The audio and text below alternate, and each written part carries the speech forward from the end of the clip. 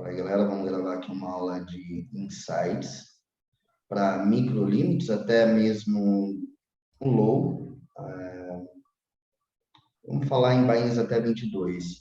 Essa regra ela vai funcionar muito em cima da risca, 100%, até os buy-ins de 11. Isso é fato. Até os 22 ainda é muito utilizável. Acima dos 22 não é que não dá para utilizar, mas aí os percentuais do field já começam a mudar.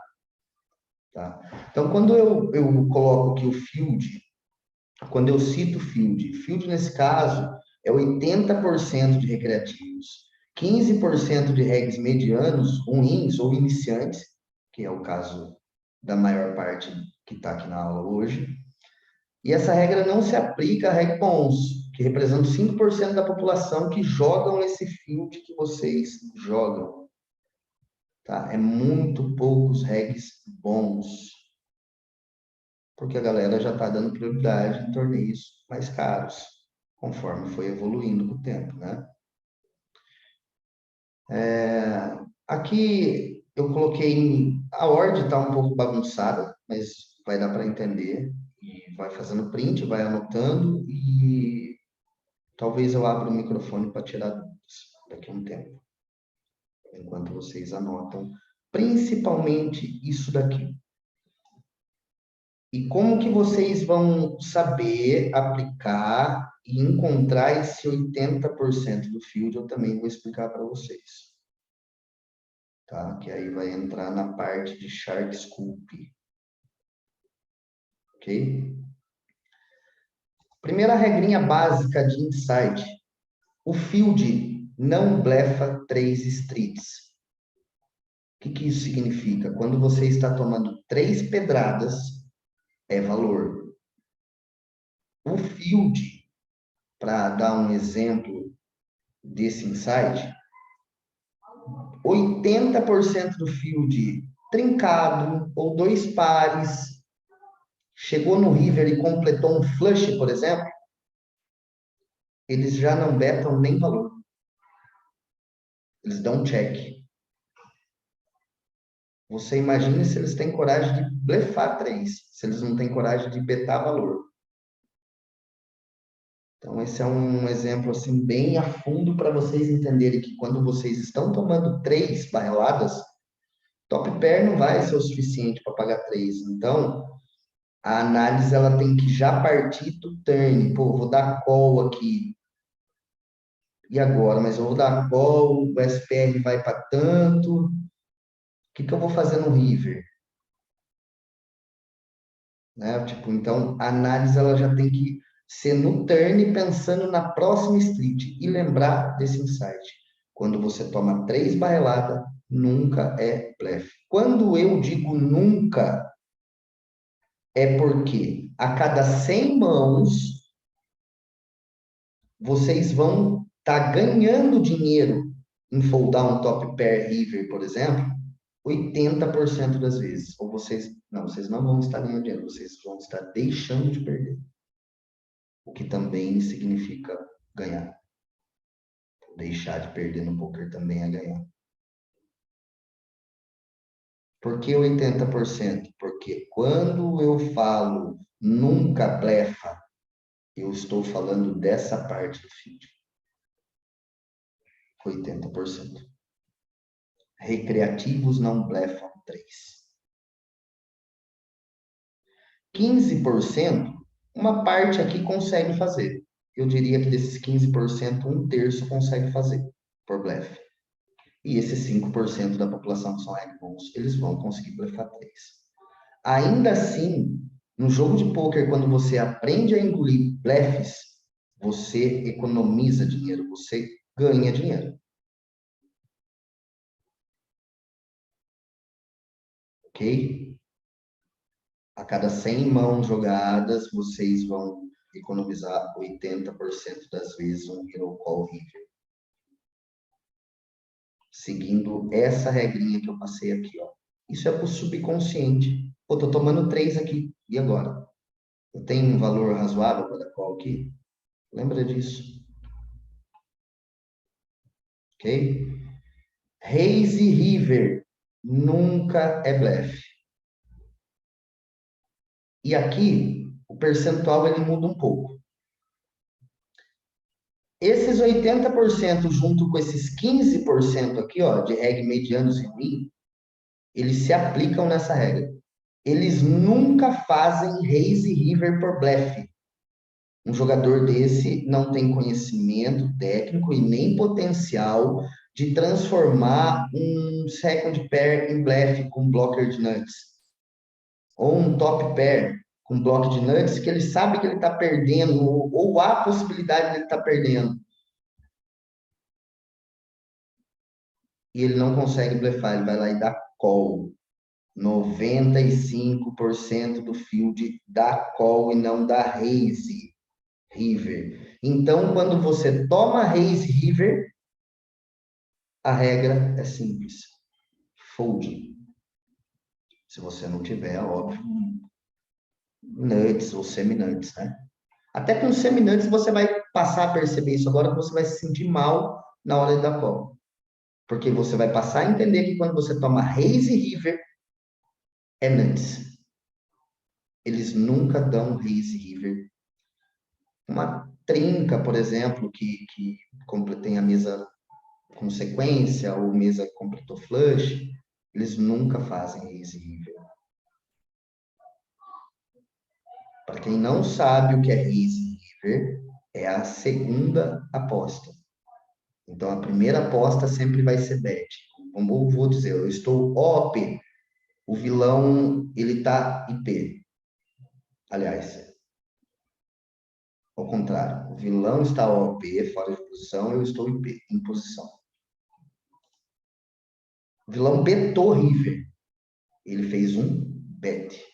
Se eu der volta nele, é um raise. Então, quando você toma volta river, raise river, nunca é blefe. Esse nunca que eu estou utilizando, só somando esses dois percentuais de cima, ele dá 95%. Essa população de 5% de reg bom, ele vai conseguir fazer o raise river por blefe. E se você engolir o blefe, ainda assim, você vai estar ganhando muito dinheiro. Desses 5% de reg bom, eu diria que metade consegue fazer raise river por blefe. A outra metade, mesmo sendo bom, não sabe, não tem conhecimento técnico ou não tem agressividade e coragem o suficiente para transformar algumas mãos em blefe no river. Isso vocês vão aprender bem lá na frente. Quando o alicerce estiver pronto, a parede estiver em pé e vocês chegaram lá no telhado. Aí vocês vão entender a hora de transformar um top pair em blefe, por exemplo, no river. Mas para isso tem muita coisa na frente, não se preocupe com isso agora. Alguma dúvida até aqui? Não, né? Posso, Não, posso tá fazer de uma boa, Rafa. observação, Rafa? Um por vez, por favor, pode. É, e Quem quando está falando? é o Joey? Pois não, Joey. E quando por exemplo, o field não blefa as três streets. E quando a Uhum. gente está jogando contra aqueles vilões tipo, é Donkey mesmo, 50 joguinhos, Você a nunca capac... vai. Vou chegar lá. Eu vou chegar lá nessa parte aí, Ah, tá. Aham. tá? Dá uma segurada aí que eu vou chegar nesse ponto aí que você quer saber. Ah, sim. Mas já meio que de antemão, para antecipar um pouco, contra esse vilão você nunca vai blefar três, porque você sempre vai tomar call. O que dá dinheiro no poker é você fazer o inverso do pensamento. O que significa isso? Se você sabe que você sempre vai tomar call, três streets de um cara que não folda segundo par, terceiro par, top pair, então nem se a mãe pedir, você vai começar a extrapolar sizes, vai fazer perto de pote, vai mandar as três. Você vai fazer algo inverso do pensamento. Porque não tem como. Eu vou chegar nesse ponto. Isso ia acontecer aqui, ó. O field não folda top pair. Aqui eu vou explicar certinho isso. Só que ao contrário, Rafa. Por exemplo, o Donkey, ele beta em todo pote é flop meio pote, turn meio pote, river meio pote. Entendeu? Nunca. E eu faço uma aposta com você. Sempre Nunca. vai ser valor. Quando ele está fazendo isso, vai ser valor. Porque ele pode até betar 70% do pote no flop de CBET por blefe. Aí ele já diminui a size no turn. E no river ele sempre dá check quando ele está blefando. Ele não continua. Ele nunca Entendi. blefa as 3. Quando eu falo Aham. nunca, de novo, se 5% da população fizer isso em você e você estiver foldando, over foldando que seja, ainda assim você vai estar ganhando dinheiro. Então, o pensamento seu é o que é da maioria que está iniciando, o que é da maioria dos recreativos. O brasileiro é um caçador nato de blefe, né? Você vê que o seu, mesmo eu falando isso daqui, ó, o field não blefa 3 trips. Cara, escuta, acata e leva pro game. E eu tô explicando o motivo porque eu expliquei nos percentuais. Aí você vai falar para mim, porra, os donks, eles sempre betam 50, perto do pote no flop, meio pote no turn e meio pote no river. Faço uma aposta com você que se você estiver dando call nas 3, a gente faz um filtro no PT4 e eu provo que você está derretendo dinheiro. Porque o field não blefa 3. E se você participa de uma aula dessa, entende o que eu estou querendo dizer e continua jogando da mesma forma, você ou outros vai ser o cara que não vai atingir o nível alto do time. Porque você vai continuar jogando da maneira que você acha certo, da maneira que você pensa. Caramba, Rafa, só para comentar isso que tu falou aí, eu passei por isso exatamente ontem, velho. Eu me senti extorquido pelo cara. Ele Faz foi parte. diminuindo os size flop, turn river e me senti obrigado a pagar, tipo... Enfim, essencialmente eu tinha odds para pagar, tinha par, segundo par, eu acho, e o cara tinha um top pé lá. E ele fez exatamente isso, foi Sim, diminuindo os top bets pair eles vão até. betar mais baixo, tipo, o que não é errado, mas nunca vai ser blefe. Esquece. É. Esquece, coloca na cabeça, tomei 3 aqui, é valor. Mesmo que cada 100 mãos, 5 você esteja tomando blefe. Faz Porque parte. chega a ser estranho, tipo, no River pode com 40 blinds o cara faz tipo 5. Aí Ah, não tem nem como largar, né? Tipo, dá raise, enfia tudo na cara dele. É que aí você precisa aprender, chegar lá na aula e entender com quais mãos você vai fazer isso. Mas sim, aí eu sim. expliquei exatamente isso quando eu estava falando disso.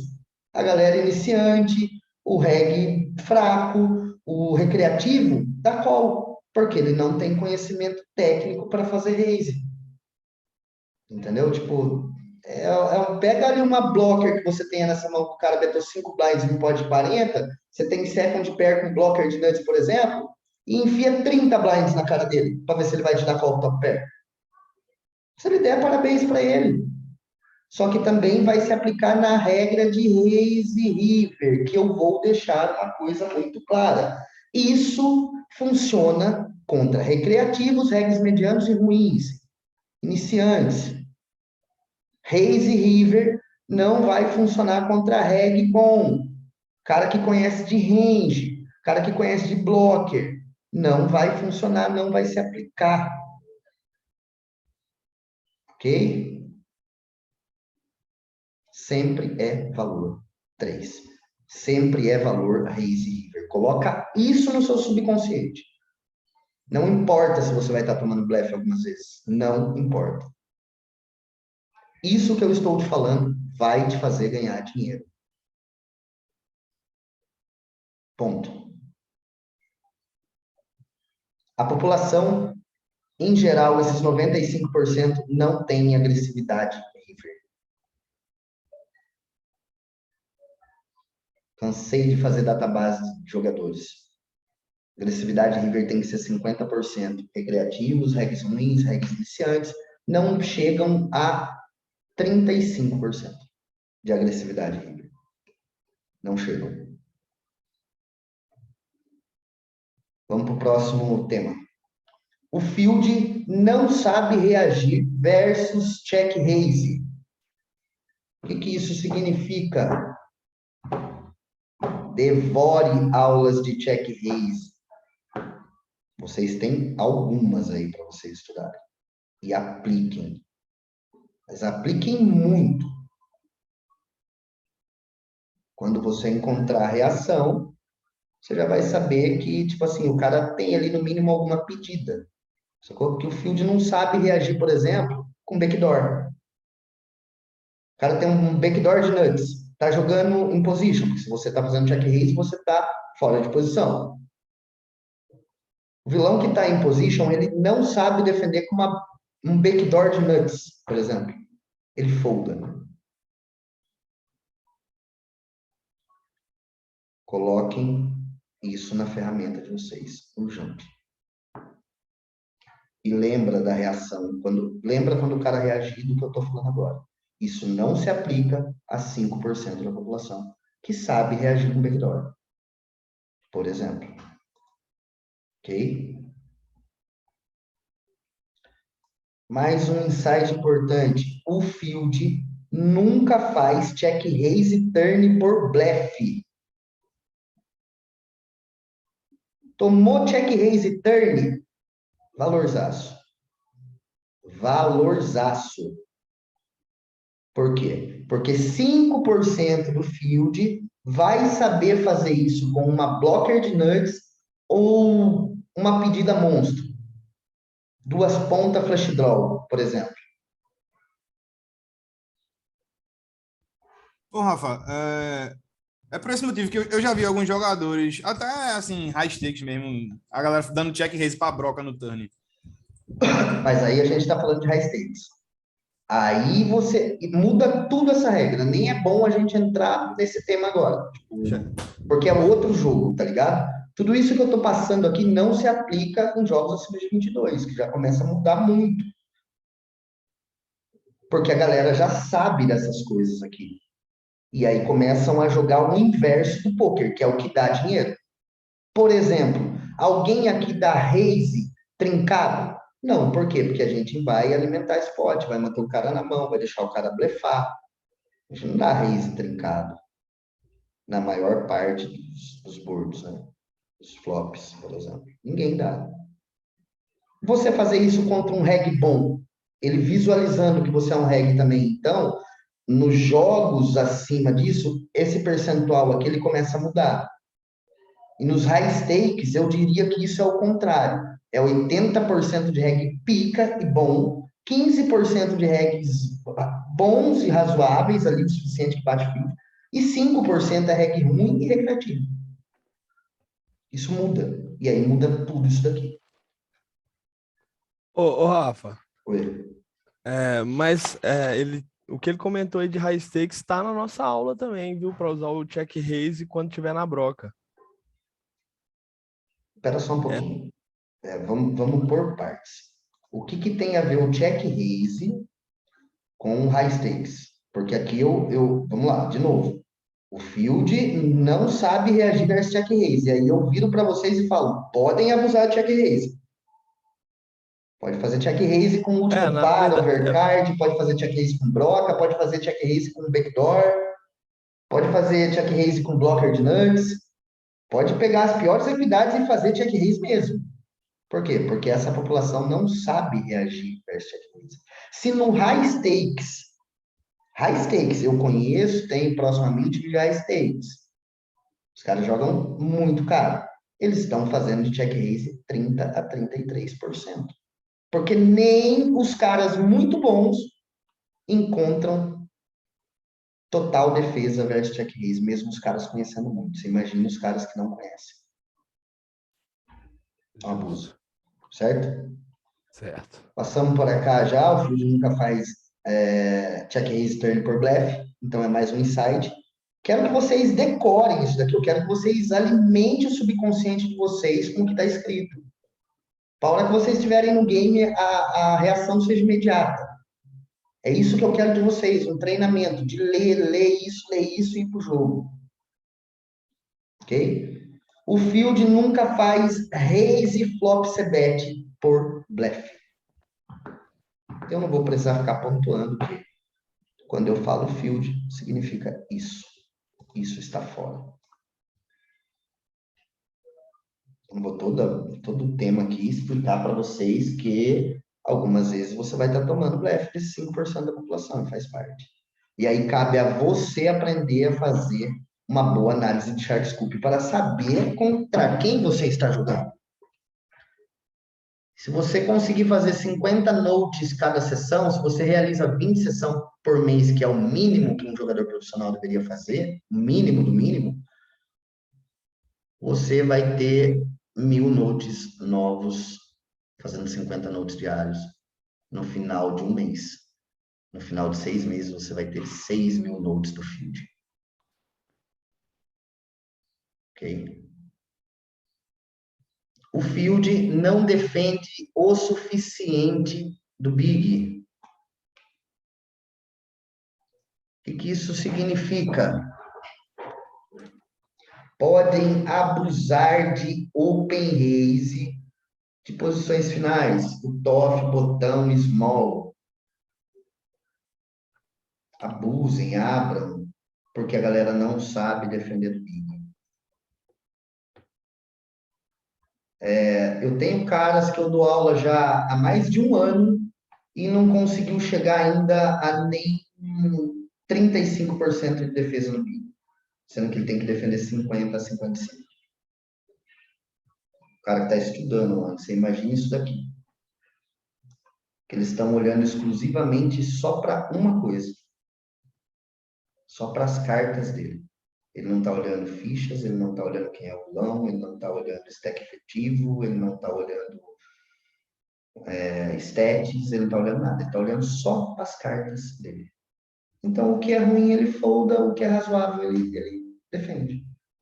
Recreativos vão defender em torno de 25% a 30% do big, que é metade do que deveria defender. Então, a gente ganha dinheiro fazendo raise de posição final.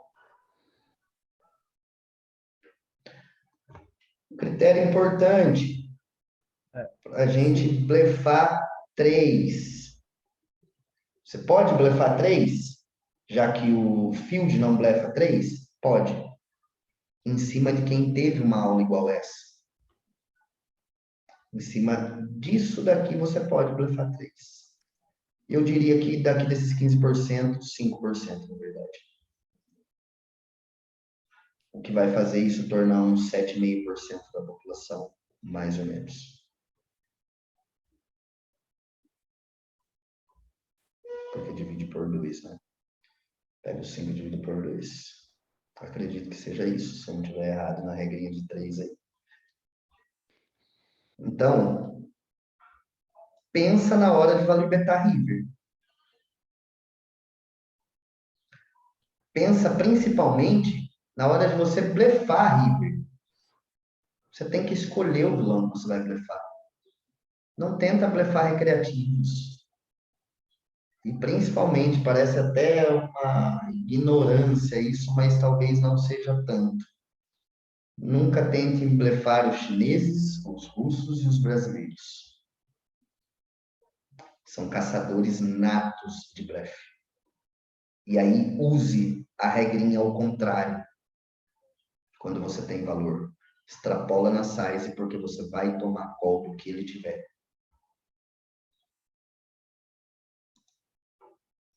Beleza, matamos a primeira parte. Alguma dúvida até aqui?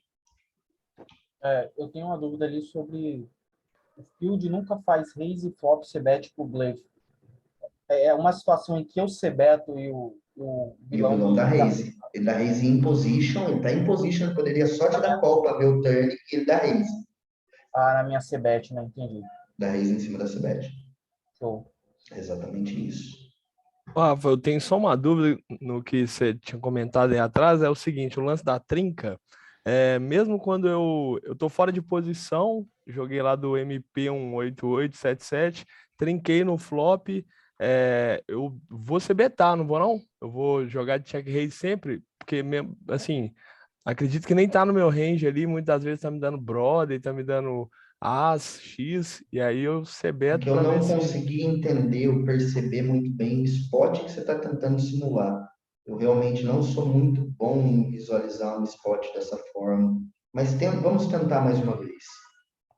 Ó, assim, eu tô de MP ali, ou que seja com o TOF, e daí Você é co- Kotoff, o eu- vilão é MP. Você está em position sobre ele, é isso? não, eu tô sem posição, eu sou Tá, EP. Vamos supor que eu sou tá, EP. tá. Abri um Você é EP. 8-8, aí depois eu vou abrir o flop, eu trinquei no flop, eu não vou sair CBTando se eu tiver trincado esse flop?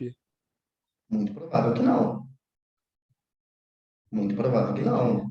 Mas é porque, assim, já é costume meu na mesa, eu já vou estar, assim, já vai estar na cabeça deles que mesmo quando eu acerto ou eu não acerto o flop, eu vou sempre CBtar. Deixa eu te explicar uma coisa. Não, o pensamento não é esse.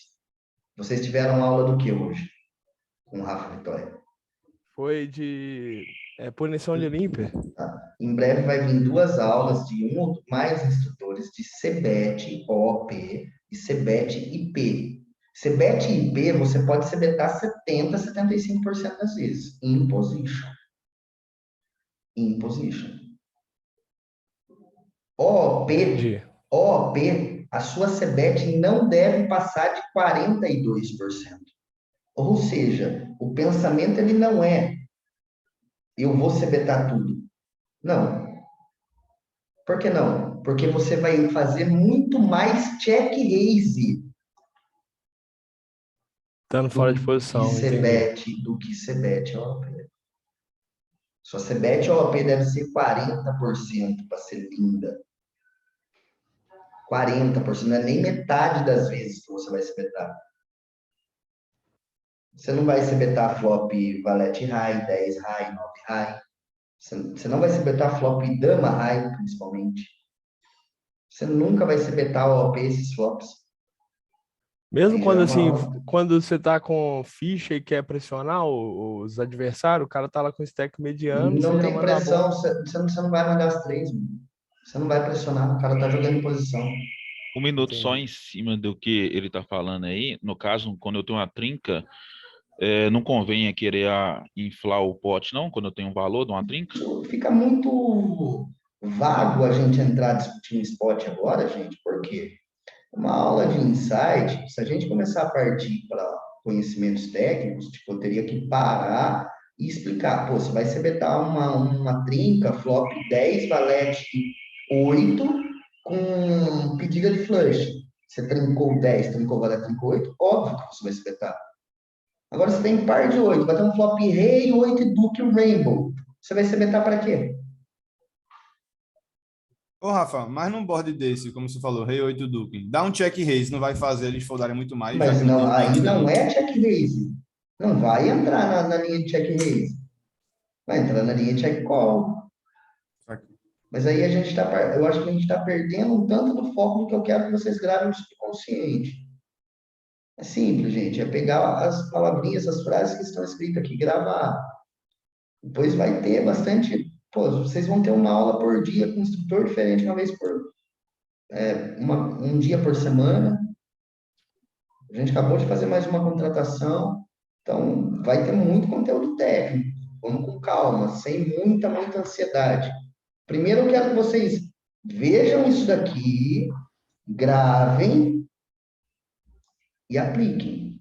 Eu estou com o print de quem está na aula.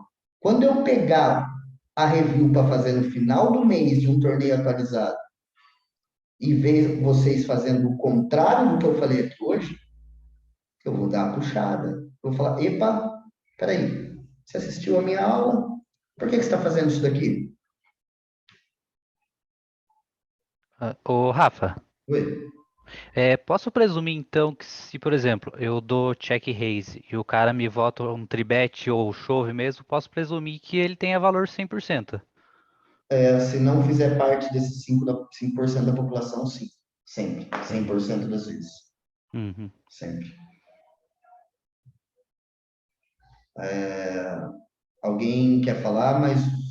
Mais um pode falar.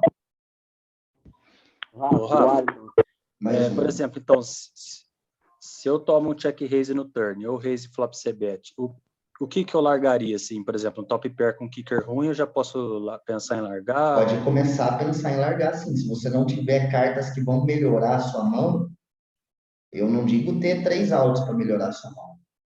Você tem que analisar quantas cartas vão ser boas para você turn e quantas cartas vão ser ruins para você turn. Quando a quantidade de cartas ruins é maior do que as boas, você já pode foldar. E tipo, 2 pares médios no turn. Eu enfrento um check raise. Você vai estar perdendo provavelmente. Ah, beleza. Se não for esses 5% da população aplicando, você vai estar perdendo com certeza. Beleza, então. Valeu. Mas isso não significa que você tenha que foldar. Tudo isso vai depender SPR, tipo, foldar 2 pares não é assim também, mas pode dar o call se sentindo mal. Se sentindo muito mal. Ah, beleza. Acho que é até difícil foldar 2 pares aí. Vai depender muito de como, tipo, reavaliar o river, reavaliar a size, por aí vai. Bom, finalizamos a primeira parte de insights e agora a gente vai entrar numa parada que aqui a gente vai separar quem está aqui para fazer número e quem está aqui para se tornar profissional de poker. Essa daqui foram as regras, basicamente, que eu usei com o Bruno. Bruno, que foi um jogador formado por mim, no outro time que era meu também, e que eu via muito potencial nele, só que ele não aplicava os conhecimentos técnicos e não fazia nada do que eu falava para ele fazer. Totalmente displicente. Até que depois de 3 chamadas individual, porque eu insisti muito nele, um dia ele resolveu me escutar. E o que aconteceu com ele foi, hoje simplesmente ele é um dos melhores jogadores do time que ele joga, que é o antigo meu. Ele é dono de um time de poker, sócio aqui da RPT, instrutor da RPT, isso em menos de 1 ano. Porque ele resolveu escutar e aplicar. A escrita, ela é muito fácil. A teoria, ela é muito simples. Você sair da sua zona de conforto é o difícil. Você trabalhar 3, 4 horas a mais do que o coleguinha é o difícil.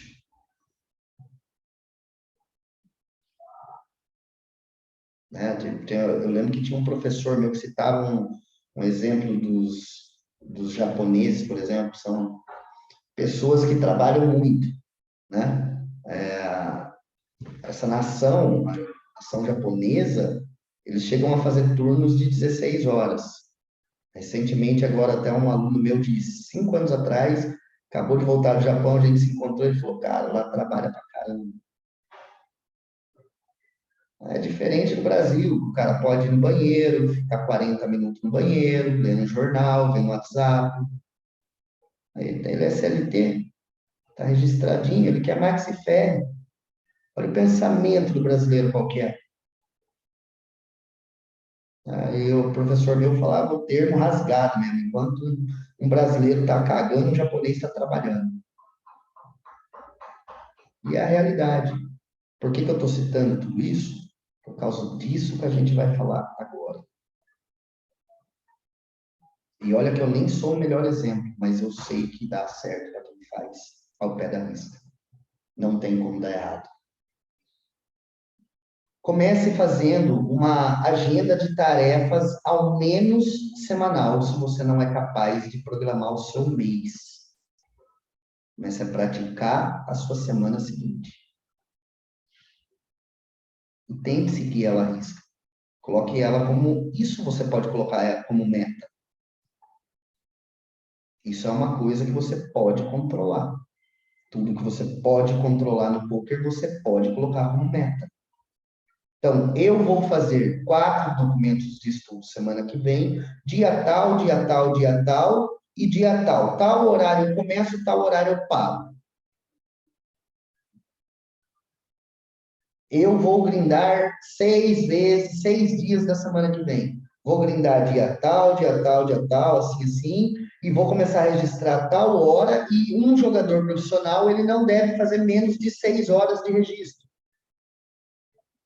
Então, deixa eu ver que hora que eu vou começar a registrar, deixa eu ver que hora que eu vou parar de registrar. O parar de registrar não significa parar de jogar. São duas coisas distintas uma da outra. Se você fizer reta no último torneio que você está registrando, você vai ter trabalhado no mínimo 16 horas nesse dia.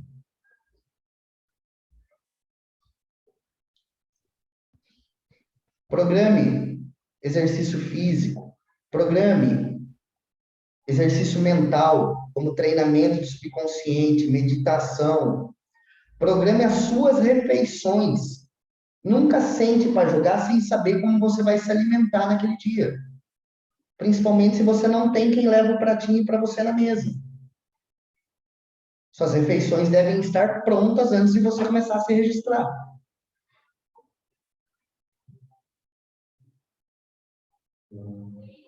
Comece a programar a sua semana.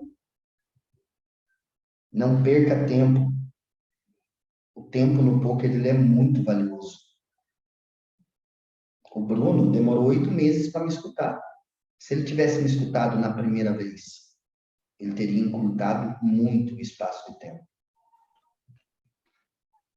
Muito. E aí entra aquela outra frasezinha. Pessoas burras como eu só aprendem errando. Pessoas teimosas como eu só aprendem errando. E aí existe o sábio, que consegue aprender com o erro do outro. Eu sou um cara que, infelizmente, sempre pago para ver. E sempre tomo na cabeça. Não sou sábio nessa parte. Se você é sábio, aprenda com o exemplo que eu estou dando para você. Coloque em prática hoje mesmo isso. Sente e programe a sua semana seguinte, pelo menos.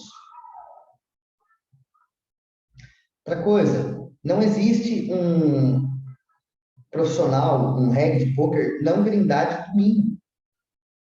Apesar de eu achar que os melhores dias são sexta e sábado. Porque todos os regs estão descansando. Todos. Os melhores caras do fundo estão descansando sexta e sábado para jogar domingo. Domingo é o dia de você sonhar e ficar rico. Mas é o dia de maior variância. Não vejo problema de você trabalhar 3 domingos e folgar um. Mas você não pode deixar de jogar 3 domingos no mês e jogar um. Você não pode fazer o contrário. Se você quer ser profissional de poker. E se você quer diminuir a sua variância, comece a se registrar muito de sexta-feira e de sábado. Você vai diminuir muito a sua variância. Ok. Vamos para o próximo tema. Seleção de adversários. Como você vai fazer seleção de adversários? Hoje eu vou passar apenas uma regra para não confundir muito vocês. Tá? Porque senão vai ficar muita informação. Eu vou pegar aqui um short scoop.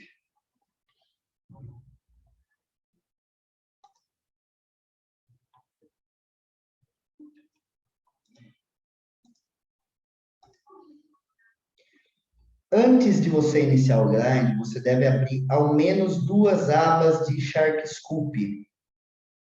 Uma, você vai deixar full, para você saber quem é esse cara. Então, eu vou pegar eu de exemplo aqui. Alpha Poker. Poker BR. Full. Aqui eu vou ter informação que já jogou 52 mil jogos, começou a jogar em 2010, faz, em média, 22 jogos por dia, capacidade 73. Um reg razoável. Poderia estar muito melhor se eu não tivesse sido teimoso.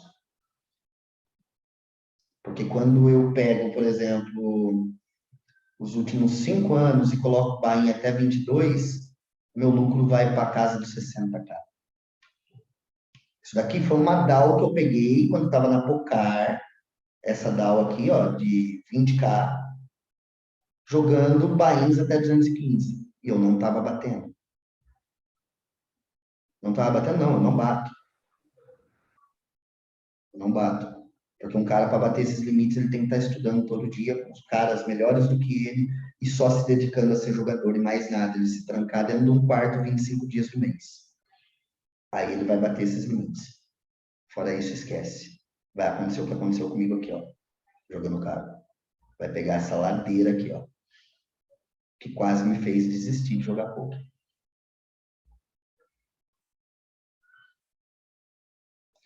E aí, na outra aba, o que vocês vão fazer? Vocês vão pegar todas as datas após o último ano. Aqui, ó.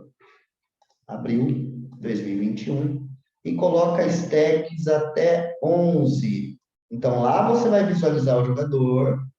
E aqui você vai dar também... Eu costumo usar até 22 por conta dos limites que eu jogo. Recomendo vocês... Opa! Recomendo vocês usarem até 11. Vai dar uma direção mais confiável. Então, jogando Bains até 11, no último ano, eu joguei 1.300 jogos no PokerStars e profitei $3.500. Se eu pegar o meu grupo de jogadores, que vocês podem fazer isso também, abrir uma terceira aba de Sharkscoop e montar um terceiro filtro, colocando o último ano, grupo de jogadores e bains. Seleciona um bain, né? Você pode fazer isso. Vamos pegar aqui, ó.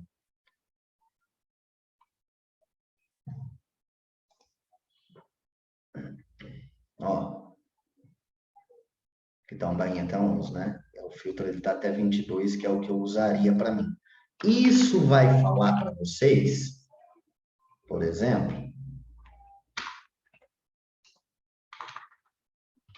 isso vai falar para vocês, o que eu quero que vocês comecem a praticar é dar note, não precisa nem escrever nada, só dar note se o cara é recreativo. Só. Então, aqui no meu caso, vocês, ó, tipo, o último ano, isso porque eu fiz 3.000 jogos. Meu grupo de jogadores, eu profitei 16K. Isso porque eu não jogo faz 5 meses. Faz 5 meses que eu estou sem jogar. Só fiz 3.000 jogos. Um reg tem que fazer pelo menos 7.200 jogos por ano. E a conta que vocês precisam entender aqui não tem nessa estatística, mas existe uma média de ROI por jogo. Uma média de lucro por jogo existe. E isso, no período de 12 meses, vai bater a conta. Vamos dizer que eu estivesse fazendo, $2 de lucro por jogo. Aqui eu fiz mais porque pode ter variância aqui. Eu não joguei os 12 meses para saber. Mas o que eu quero dizer é que se você tem uma lucratividade de $2 por jogo no período de 12 meses, você pode ficar 11 meses sem ganhar. Eu garanto que quando chegar lá no 12º, vai acontecer uma coisa, você vai bater aqueles $2 de lucratividade por jogo. Isso significa, se você estiver fazendo pelo menos 7.200 jogos ano, que representa 600 jogos mês, que é o mínimo que um reg deveria fazer, você vai estar lucrando $7.200 ano. A conta fecha sempre. Não tem erro. É fatal. E também aprender a fazer filtros no Sharkscoop é bastante importante. Porque você vai passar a se conhecer, você vai entender quando você não bate alguma coisa, por exemplo, que foi o meu caso, quando eu parei e fui entender o que estava acontecendo comigo. Por que eu estava perdendo tanto dinheiro? E aí que eu resolvi virar a chave. Porque quando eu fui jogar no último ano acima de 22, olha o que aconteceu com meus 15K de lucro.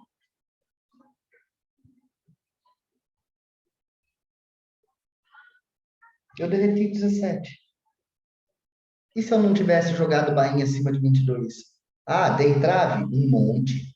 Dei trave pagando 20, 30, 40K. Mas dei trave, não bateu. Aqui, ó. Isso daqui foi mesa final de Prime Time. Torneio que paga 7K euros. Em segundo. Torneio Balde dá nisso. Tem mesa final aqui de Mundial. Do Inamax.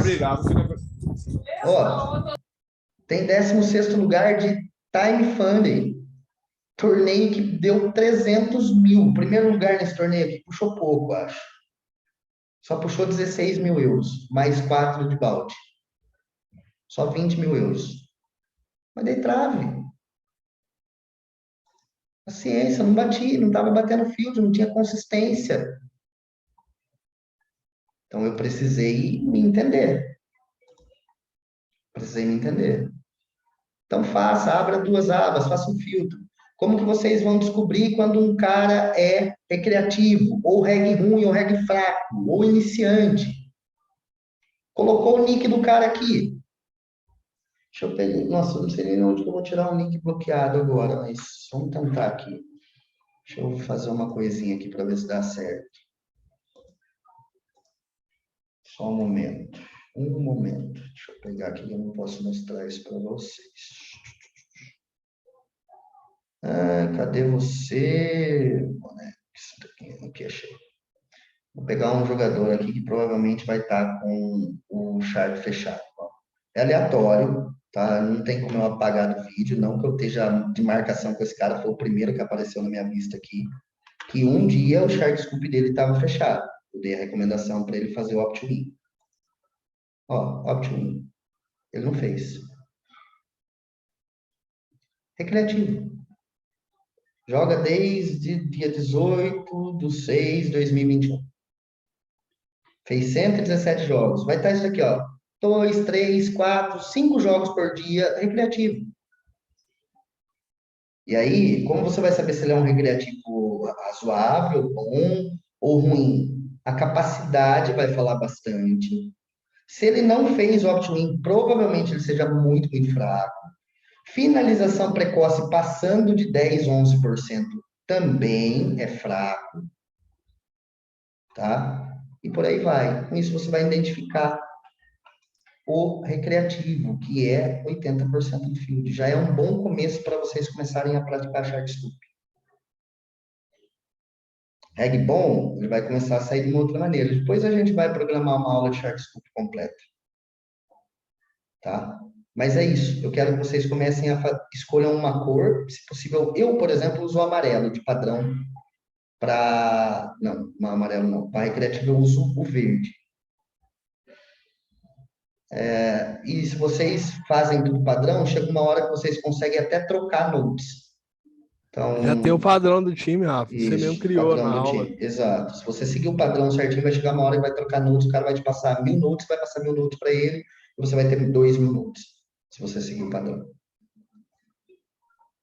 Certo? Basicamente é isso. Shark Scoop, comecem a praticar para vocês chegarem nisso daqui, seleção de adversários. A partir do momento que você entender a seleção de adversários, você vai entender isso daqui. E entendendo isso daqui, você vai conseguir aplicar de uma maneira efetiva, de uma maneira lucrativa, isso daqui. Perceba como uma coisa puxa a outra. Você precisa conhecer disso daqui para entender que o field é isso daqui e você conseguir aplicar isso daqui de uma forma lucrativa. Certo? Leitura de HUD. Pô, eu tô vendo que tem gente aí no time já com 3 meses de time, não tá sabendo ler uma HUD ainda. Parceiro, se você quer ter edge no field, se você quer se sobressair sobre o field, você precisa fazer treinamento de HUD. Você precisa assistir aquela aula que tem lá no canal do YouTube gratuita, no meu canal, assistir aquela aula de leitura de HUD 5 vezes. Uma aula de 40 minutos. Vai lá e assiste. Faz documento de estudo, assiste de novo. Faz documento de estudo, assiste de novo. Faz documento de estudo. Pô, aí seu subconsciente, pum. Na hora do jogo, o mouse parece que vai sozinho na estatística. Parece não, ele vai, porque é o seu subconsciente agindo. Façam. Lembra da parada que eu falei de confiar no processo e aplicar o que aprende. Se você sair dessa aula aqui e continuar agindo como você está agindo, daqui a pouco você vai ter problemas. E eu vou saber identificar, não tenha dúvida. Trabalho com isso faz só 7 anos. Eu vou saber quem está fazendo, quem não está. Eu vou saber quem quer ser profissional de poker e quem não quer. E a notícia triste que eu tenho para dar para vocês é que cada 10, só 2 vai conseguir. E aí, você quer ser o que está no número dos 8 ou você quer ser o número que está no número dos 2? Quem você quer ser?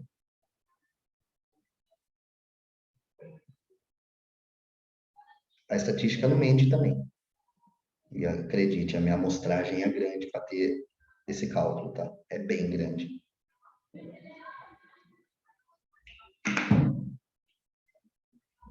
Ah, outra coisa importante, para vocês identificarem um reg no SharkScope, a amostragem mínima confiável é 3.000 jogos, tá? Mínima confiável.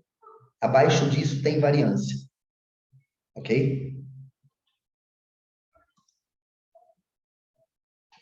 Quarto critério aqui para você colocar na sua vida de profissional de poker, extremamente importante. Seleção de torneios. Vocês vão pedir lá, vão mandar uma mensagem lá no chat livre, pode mandar, Marco Bruno, pedindo para ele enviar aquela planilha que ele fez a seleção de torneios dele e as cores das prioridades. Então, se você já está jogando, por exemplo, 4 telas simultâneas, e vai começar um torneio que você ama jogar daqui a pouco, mas você está com o seu full de telas, você vai pular aquele torneio, meu parceiro. E vai seguindo as prioridades. Para você fazer isso, você precisa parar aí 2 horinhas, 3 horinhas do seu dia, se você já está jogando mais do que um software, por exemplo. E olhar torneio por torneio, escolher, entender as estruturas de tempo, de stack. O que é melhor aqui para mim? Daqui a um tempo vocês vão ter uma amostragem para filtrar, se vocês vão melhor em torneio bout, em torneio regular. Vocês vão ter uma amostragem para filtrar isso. A gente, na verdade, acaba fazendo isso por vocês no relatório mensal. Esse mês, por exemplo, já vai ter gente que vai ter amostragem para receber relatório. Né? Quem tem amostragem de PT4 é acima de 30 carrentes, com filtro, já vai receber relatório esse final de mês. Então, seleção de torneio. Estude o software que você está jogando e escolha os melhores torneios, colocando com as prioridades de registro. Lembrando que se você quer jogar um torneio que simplesmente você gosta dele, e não porque ele é EV de jogar, EV positivo de jogar, você está fazendo errado. Quem faz isso são os recreativos. A gente escolhe jogar onde a gente ganha dinheiro, e não no que a gente gosta. Você pular um torneio que você gosta hoje, amanhã vai ter ele. Amanhã você joga. Prioridades.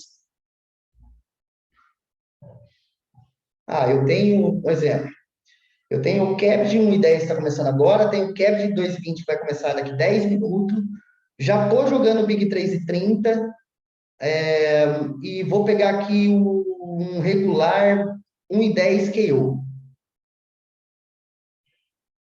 Só que daqui 1 hora começa o Big 4,40, que é um torneio prioridade da minha grade. Por que eu vou registrar 1,10 1 hora antes de começar o 4,40?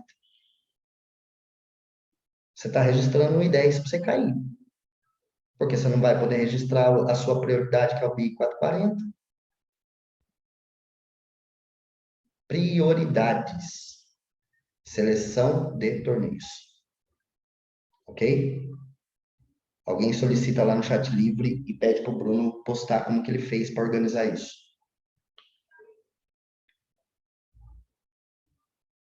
De extrema importância o que eu vou falar agora.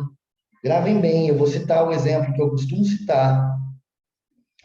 É um exemplo que eu vejo sendo muito bom de se usar, na verdade, que é como se fosse um jogador em formação, era como se fosse uma construção de uma casa. O que eu quero dizer com isso? Quero dizer que você nunca começa construindo uma casa pelo telhado. Não tem jeito. Você sequer começa a construir uma casa pelas paredes. Porque no primeiro vento, as paredes vão cair. Você começa a construir uma casa, não é nem pelo alicerce. Você começa a construir uma casa cavando o buraco do alicerce.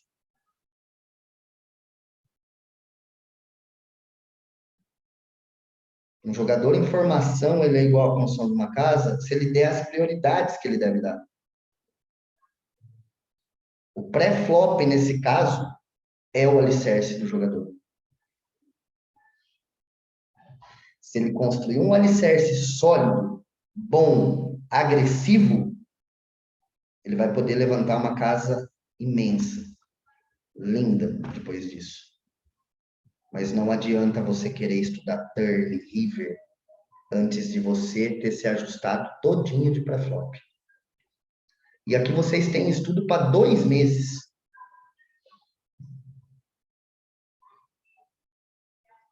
Você está seguindo a tabela? Seu open raise já está ajustado? 18 de EP, 23 a 25 de MP, 35 a 38 de cutoff, 50 a 55 de botão, 65 a 70 de small. Você já chegou nisso? Se você não chegou, você tem muito para estudar de cavar buraco de alicerce. Começa por aí um jogador. Aprendendo o que ele tem que abrir de cada posição com diversas faixas de stack. Nossa, dá estudo para 2 meses só open raise, se vocês querem saber. É muito range. Querem levar uma vantagem enorme sobre o field? Para de dar flat call do meio da mesa e do EP. Para. Esse jogo não é jogo de ficar vendo cartas.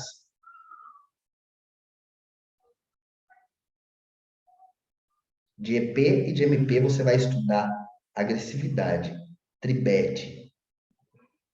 De posição final você vai estudar tribet steel. Você vai estudar muito isso. Porque a agressividade pré-flop vai trazer muito dinheiro. Porém, você não pode ser agressivo só por ser. Você tem que ser agressivo sabendo por que você está sendo agressivo.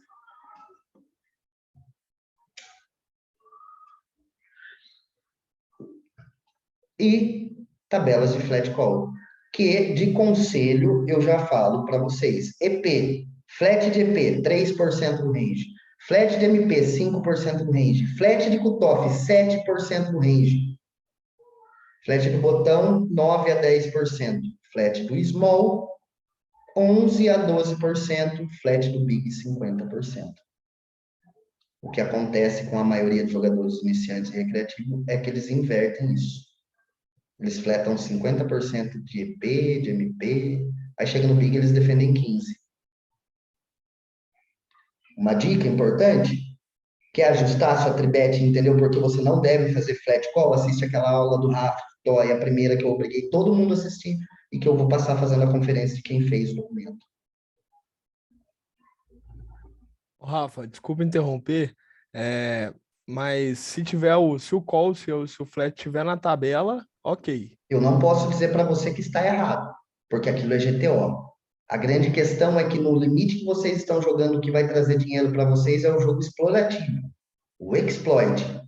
O GTO, nesses limites, vocês vão afundar. Porém, para aplicar o exploit, você precisa conhecer de GTO. GTO nada mais é do que tabelas, no quais programas fizeram aquelas tabelas. Entendi. Você precisa conhecer de GTO para aplicar o exploit. O que eu Então, falaria no para caso- vocês sobre flat call, 3% é o número ideal de flat call? Cara, nesses limites, fleta 1,5%. Do MP é 5%, fleta 2,5% no range. Ou seja, quase nada. Do cutoff do botão, você pode manter os percentuais que eu citei. Do small, também, porque já é mais posição final. A grande questão é ficar fletando do EP e do meio da mesa. Eu já fiz uma aula sobre isso também, tem lá para assistir. Inclusive, o nosso site deve estar pronto, a gente vai melhorar muito a nossa plataforma até o final do mês, com certeza, para as aulas. Vai ficar muito mais fácil de vocês encontrarem a aula. Ó, Rafa, então nesse caso aí eu poderia, tipo assim, tem muito, na nossa tabela de range tem muitos casos onde vai ter, assim, 50% você vai tribetar, 50% você vai dar o call. Então eu posso para me atingir aí essa porcentagem e ficar mais próximo dessa pequena porcentagem de flat, eu posso começar a tribetar mais essas mãos, então? Deve, Mais que 5. mas você deve começar a tribetar o que você viu de GTO. Não, o que eu vi que era para dar call lá, que eu poderia também, que tem uma margem para Sim, tribet. você vai ganhar dinheiro automaticamente tribetando. Entendi. Mas para isso você precisa aprender, isso daqui, ó. Quem é esse jogador? Ele folda mais do que 50% para tribet? Ele folda pelo menos 50% para cbet flop? O único problema que eu tô percebendo, eu já até fiz, já acompanhei essas aulas aí de leitura de HUD, mas é porque é muito, muito difícil você achar um jogador. Eu acho que eu nunca achei nenhum com essa amostragem que você citou aí de 4.000 mãos. Porque você precisa participar da database do time. Todo mundo tem que baixar a database todo mês e atualizar. Entendi, não, no caso Certo? eu já tenho uma primeira database, vamos ver, tá bem. Não, você não está participando da database do time. Você consegue pegar as mãos de todos os outros jogadores do time e colocar na sua database. Você vai sentar na mesa e você vai ter a amostragem.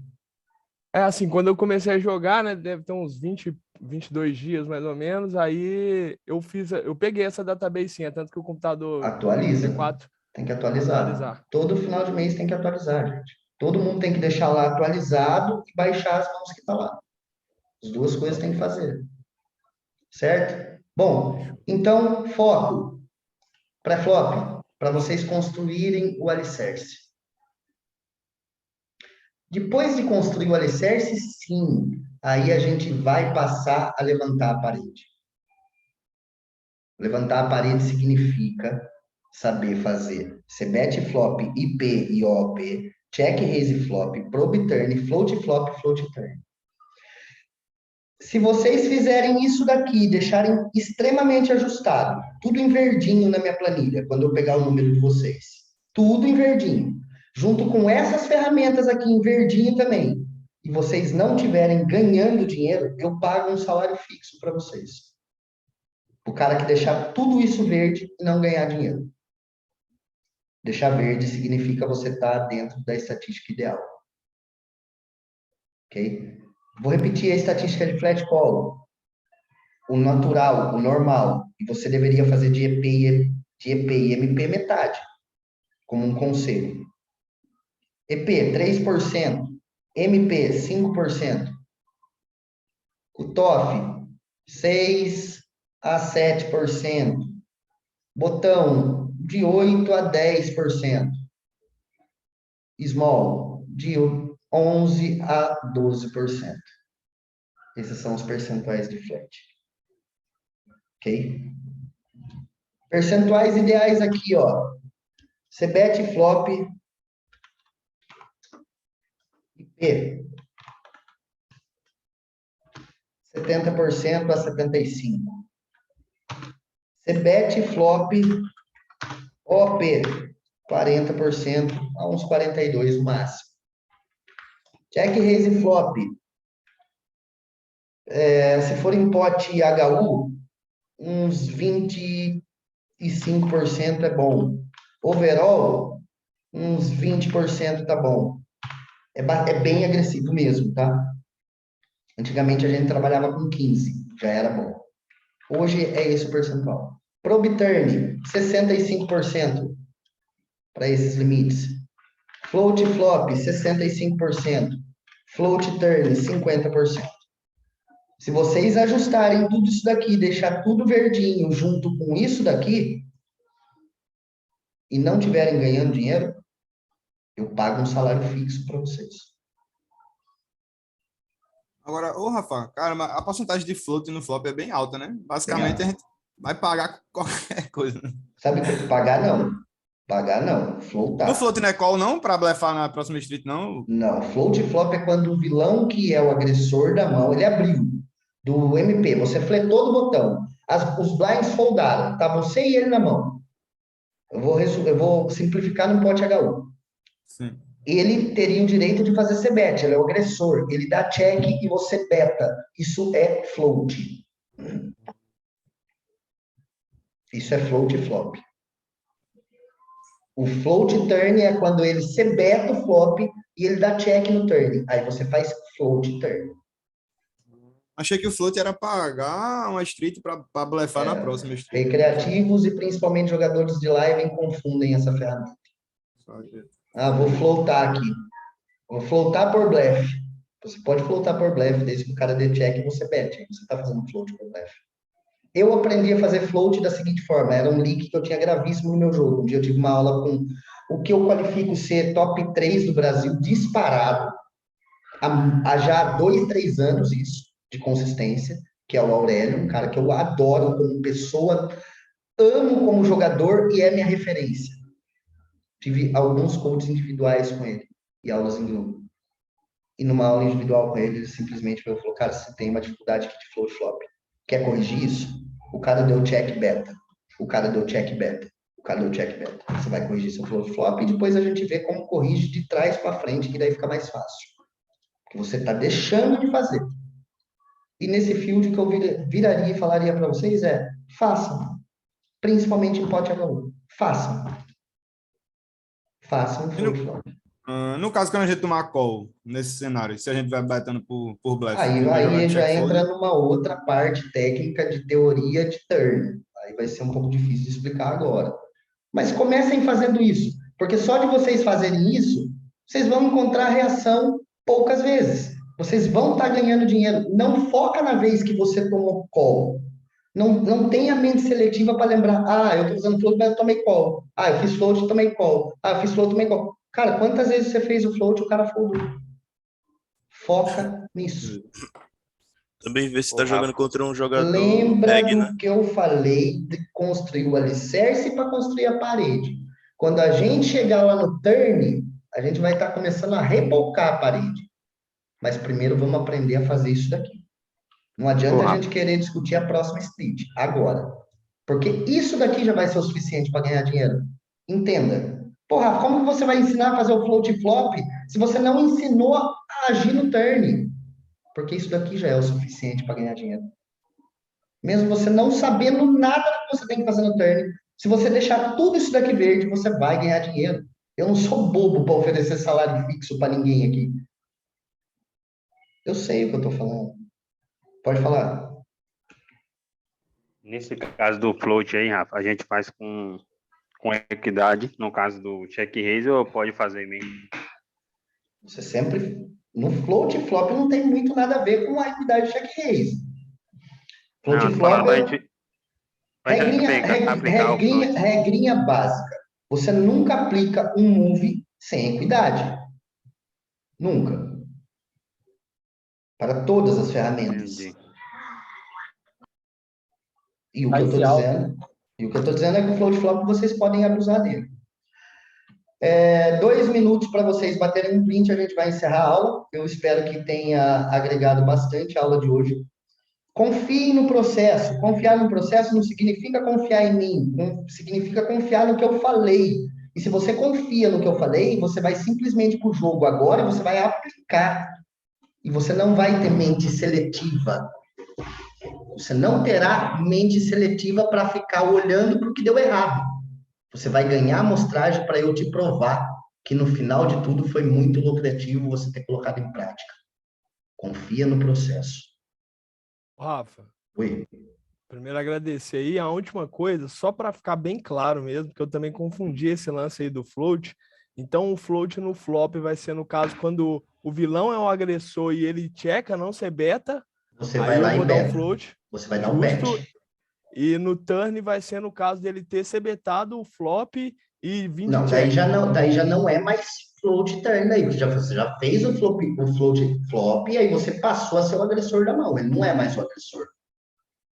Não, mas aí, não, tá. Aí só que se eu não for, no caso, se eu não fiz no flop, vou fazer no turn. Não, eu tô dizendo para você que você tem que fazer no flop. Ah, tá bem. É porque aqui aparece... Acho que a dúvida dele é float turn, Rafa. Float turn é quando o cara sebetou. Ele sebetou o flop e você deu call. Aí você vai abrir a possibilidade de um float turn se ele der check no turn. Entendi. Então, float flop é float flop, float turn é float turn. Não, perfeito. Rafa, oi. E a size é baixo ou alto do float? Não precisa ser muito grande, não. Pode ser ali em torno de 30%, 35%, tá? Dificilmente a gente vai trabalhar com sizes altas, a não ser quando entre naquela questão que eu falei aqui, ó, que a gente vai estar fazendo o contrário do que as pessoas pensam. Eles não Primeiro foldam, check raise? aí a gente vai extrapolar na size. Check Não raise precisa, cara, às vezes eu faço check raise, mini check raise, já é o suficiente. Para isso eu preciso entender o jogador, leitura de HUD. Deixa eu ver esse cara aqui, quanto que ele folda para check raise. Justo. Pronto.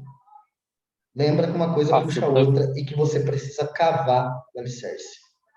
Cavar o alicerce é saber ler HUD, cavar o alicerce é fazer muito bem feito o pré-flop e ter um pré-flop muito agressivo. Muito. Mas com consciência. Não, ó, os números que eu passei aqui, nada de ficar forçando números, tá? Porque se forçar número, eu também vou pegar. Você tem que conhecer de GTO para você aplicar essas ferramentas. Saber que você não pode executar isso sem equidade mínima. Gente, para a gente finalizar, tem mais um aí só que quer falar alguma coisa, pode falar e vamos encerrar. Eu não, só para ficar bem claro aí, que eu acho que foi que alguém tentou comentar e não conseguiu direito. O que acontece? Você falou para a gente não estar fletando mãos no meio da mesa ali, né? Sim. E a tabela, ela dá algumas mãos para a gente estar fletando. Claro, mas lembra que eu falei do percentual. Sim, eu sei que... Capa metade da tabela. O que eu estou tentando chegar. Desde que o último bate-papo que você falou sobre isso, para a gente parar de fletar as mãos do EP, o que eu comecei a fazer? Todas as mãos que tem porcentagem de flat e de tribet, eu passei a dar tribet 100%. Eu não uso mais, entendeu? Isso. Eu, por exemplo, comecei a fazer de isso. EP, vocês querem saber meu flat de EP? Eu vou falar para vocês. Meu flat de EP é Ice Dama Super, 50% das vezes Ice Dama Off, às vezes um rei... Não tem muito. Rei Dama eu vou trebetar sempre. Suited e Off. Cara, basicamente ele se resume quase que a Ice Dama e alguns pares, assim. Sacou? Pares 8-8, 9-9 e 7-7. Ele se resume a isso, meu range de flash de EP versus EP. A esses 4 combos. Ô, Rafa, Oi. E se alguém lá na frente squeeza, você ainda dá call? Depende. Aí vai entrar step efetivo, quem é o jogador que está squeezando, aí vai entrar um monte de critérios. Se eu tenho ainda odds para continuar na mão, ou se eu vou, de repente, se é um cara que eu vejo que tem muito squeeze, que ele tá pegando spot, é um reg bom, tá com o squeeze alto. Pega tudo, meu parceiro. 8-8, 9-9, tá tudo na cara. Mas aí depende. Só que 80% da população não faz squeeze. Aliás, 95% da população não sabe fazer isso. Bom, Rafa, desculpa aí, eu confundi um pouco realmente essa questão do float que tu falou. Eu acho que eu confundi. O prob, então, é que é você pagar para betar depois, e o float é você betar quando ele checar, é isso? Float você faz em position. Probe você faz fora de posição. Então é o mesmo movimento, no caso. Float é... Você defendeu, por exemplo, o botão abriu, você defendeu o big. Quem tem posição aí? Ele tá no botão, né? Ele. Você deu check, ele deu check behind, bateu o turn. Foi check, check, flop. A ação tá com você. Aí você lidera. Isso é um probe turn. Entendi, beleza. Certo? Beleza, pessoal? Vamos lá, então. Encerrou aqui. Valeu. Forte abraço a todos aí. Quem vai cair no game gere máximo. Vamos aplicar o que aprendemos hoje aí, tá bom? Valeu.